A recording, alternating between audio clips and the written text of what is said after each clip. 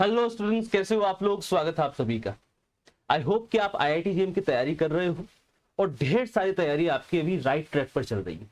लेकिन अगर आप तैयारी नहीं कर रहे हो, आप कोई चीज पे लेकर, आप करियर के पाथ को लेकर आप चिंतित हो, आप थोड़ी कंफ्यूजन के अंदर हो कि कौन कौन से करियर आप चूज कर सकते हो, क्या इसका फायदा है, क्या ये करना वर्थ इट है, तो आज इस वीडियो में अपन बात करने वाले हैं कौन से करियर आप चूज कर सकते हो आफ्टर आईआईटी जेईई और कौन कौन सी अपॉर्चुनिटीज आपको मिलती है आफ्टर आईआईटी जेईई।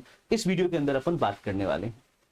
ओके, तो सबसे पहले मैं आपको बता दूं कि अगर मैं बात करता हूं आईआईटी जेईई के लिए, तो आपका जो सबसे पहला पाथ रहता है वो रहता है हायर एजुकेशन का पाथ। क्या रहता है? Higher education. मतलब आप आईआईटी कर ली, आपने आपने एमएससी कर ली। मोस्ट ऑफ द जो स्टूडेंट रहते हैं वो आईआईटी जेईई के अंदर आफ्टर एमएससी जो है वो पीएचडी का पाथ अपनाते हैं।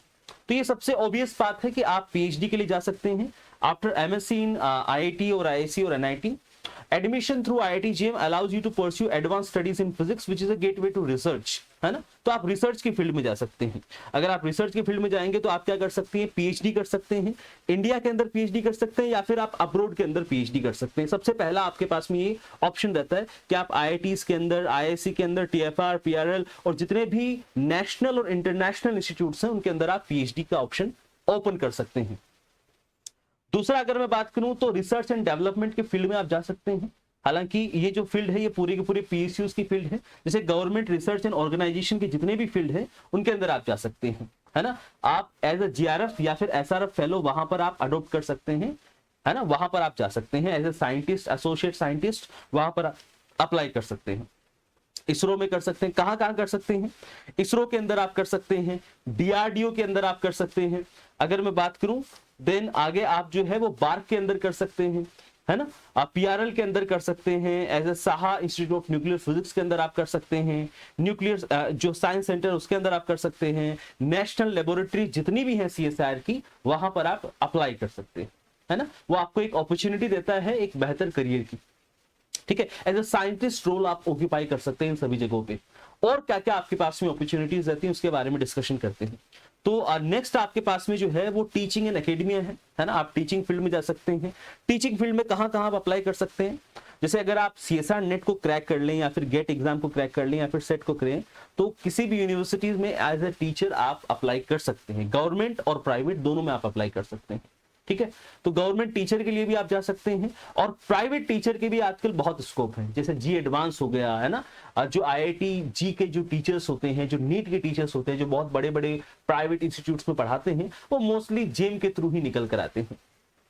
ओके, तो मैं बता दूं आपको, आप जो है वो स्कूल लेवल पे नीट वगैरह या फिर आप जो है वहां पर आईआईटी की जो तैयारी है वो करवा सकते हैं और काफी अच्छा जो सैलरी पैकेज है उन टीचर्स का भी रहता है। तो प्राइवेट भी आप टीचर्स बन सकते हैं, गवर्नमेंट टीचर्स के लिए भी आप जा सकते हैं। दोनों का जो पैकेज रहता है वो काफी अच्छा रहता है।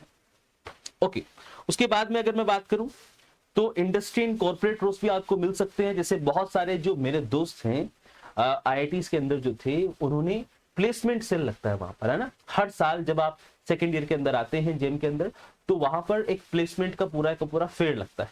उस प्लेसमेंट की उस पूरे के पूरे फेयर के अंदर आप प्रिपरेशन कर सकते हैं।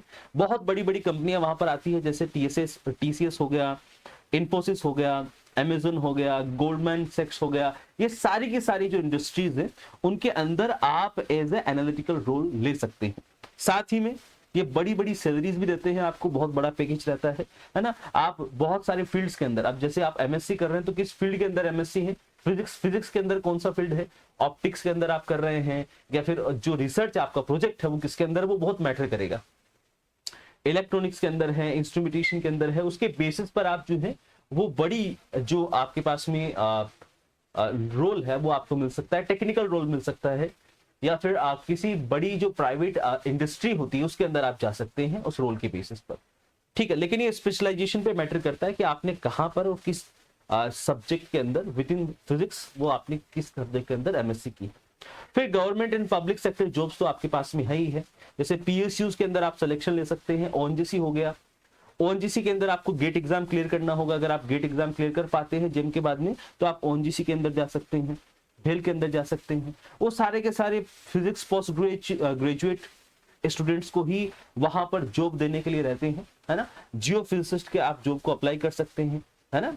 उन सभी जॉब्स के अंदर आप जा सकते हैं। ऑब्वियसली बाकी सब जॉब्स तो है ही है, यूपीएससी वगैरह हो गया, पीसीएस हो गया, उन सभी की तैयारी आप कर सकते हैं और आपकी जो रेपुटेशन है वो काफी अच्छी बनी रहती है कि एज ए आईआईटी स्टूडेंट आप कहाँ पे भी जाते हैं, जहां पे भी आप जा रहे हैं और जिस भी एग्जाम की आप तैयारी करते हैं फर्दर, वो रेपुटेशन आपके साथ में जिंदगी भर रहती है। तो इसका भी एक ये भी फायदा है कि जब आप आईआईटी से निकल कर आते हैं आपको उस मेहनत की आदत हो जाती है जो आईआईटीज में आपको हर दिन करनी पड़ती है।